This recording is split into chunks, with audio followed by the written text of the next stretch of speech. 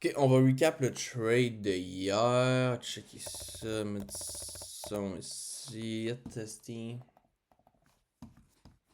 Ok.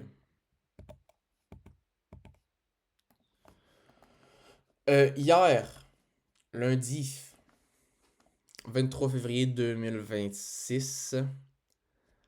Coming to Market Open, ok, on était très choppy. On était dans rien. Par contre, il y avait un très beau target. Et c'était le gap ici. Très beau target. Euh, Par contre, c'est ça. Si on check sur une heure et le 4 heures, c'est dégueulasse. Si on check sur une heure, c'est dégueulasse, ok? Comme, on est à peu près ici, là. On est à peu près ici. Je suis down de prendre une continuation s'il y a de quoi de obvious vers là, tu sais, mais sinon, quelque chose ici, ça ne tente vraiment pas. So, qu'est-ce qui se passe à l'open?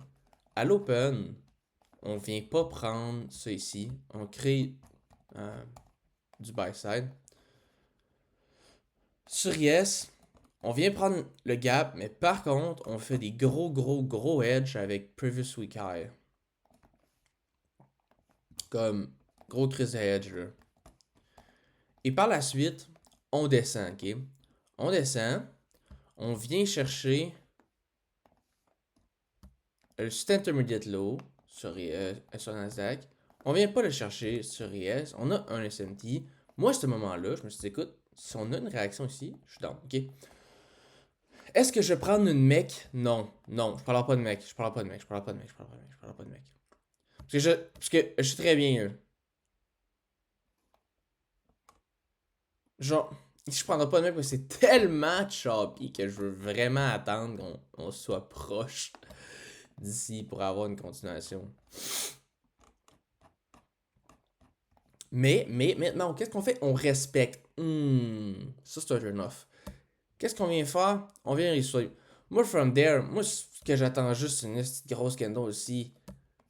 Ok? Mais même à ça, ça marchera pas. Ce qu'il faut que j'attende, c'est pour une continuation ici. Ça me tente pas de prendre cette inversion-là ici. Ça me tente pas du tout. Pourquoi? Parce que c'est un peu le même principe que l'autre fois. On target un intermediate. Fait qu'il faut qu'on soit sûr de notre shot en esti. Mais là, puis tu sais, oui, je comprends. On est allé dans cette 15 minutes-là. On est allé chercher dans cette 11 minutes-là.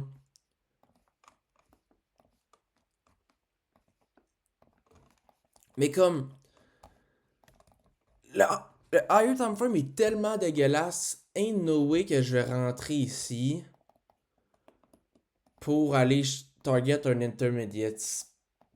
C'était impossible dans mon cas.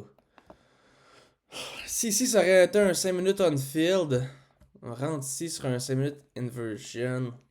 C'est débattable. Mais là, ce qui se passe, c'est qu'il n'y a même pas le 5 minutes inversion. Blake, il rentre avec discrétion sur un 2 minutes inversion.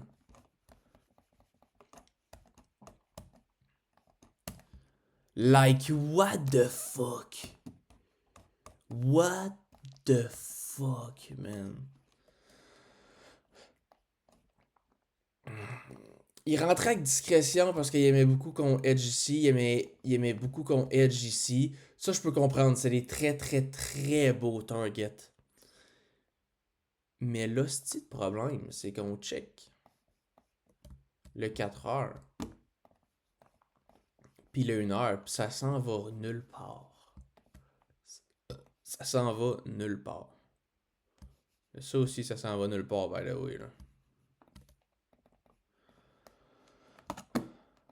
Chris, tu veux qu'on fasse quoi, man?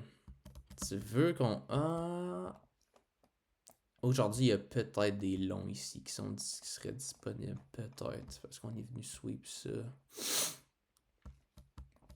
On a une belle structure to the upside. Ok. Mais...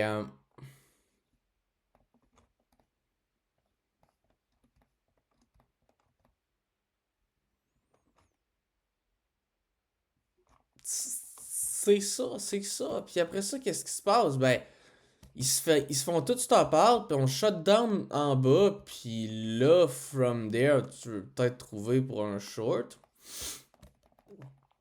Mais il n'y a absolument pas d'entrée, on shut down, puis il arrive 11h, puis moi, je mets log off. Tu sais, clairement, moi je pense que c'est un très mauvais trade de Blake, là. Comme.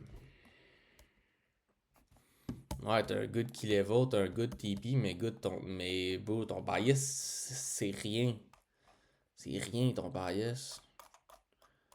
Si tu rentres même pas sur cette inversion-là, puis tu target un intermediate. On sait qu'est-ce qui s'est passé quand on. Tu sais, en temps normal, un intermediate, c'est pas supposé d'arriver quand on est bullish. On est supposé de le destroy. Mais non, on le respecte. Fait qu'est-ce qui se passe quand on essaie de le target? Ben, ça se peut que ce soit high resistance puis qu'on se fasse stop out. Puis oui, après ça se peut que ça y va. Mais tu sais, bref, genre, c'est high resistance ça ici. En tout cas. Tu sais, à ce moment-là, tu veux. Hey, big, j'aurais tellement rentré sur cette inversion-là, par contre. J'aurais tellement rentré. Là, c'est obvious. Là, on est fucking proche. On vient tout de swap ce LR-là. Mais quand on s'en va plus bas, big, c'est pas normal. T'aurais pu dire, ok, je prends pas le 5 minutes. Je m'en vais plus bas pour le resweep. Good, après ça, je l'éclate. Ça, c'est chill. That's good, big.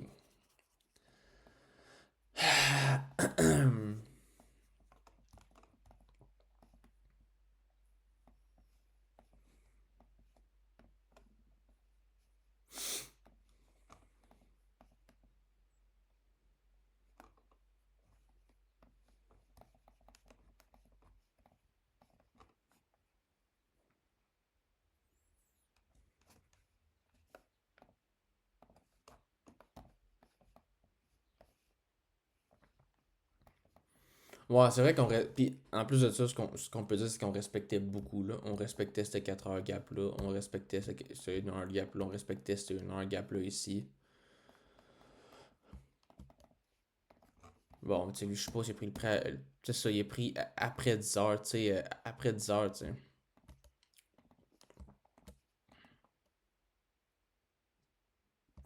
sais. T'es entre un gap d'une heure, t'es entre un gap d'une heure. Ça, mais ça, j'avais pas remarqué, là, mais ça fait du sens. Tu sais, on, on est chop sur une heure. C'est sûr qu'on sera très indécis sur la year time frame. Moi, je pense que, sérieux, là, Calice, s'il y a pas des hauts en beau targets, moi, je pense qu'il check les 1 heure puis les 4 heures puis il fait I'm not trading that. Parce qu'il l'a déjà fait. Il l'a déjà fait. Genre, il y a des moments qui est arrivé, puis moi j'avais tradé dans les higher time frames qui faisaient aucun sens. Puis lui, il avait bien dit Big, c'est pas clair, genre le 1 heure puis le 4 heures est pas clair. Pourquoi tu trades, dude? En tout cas, il y a un gars qui est marqué dans ses commentaires Do what you preach.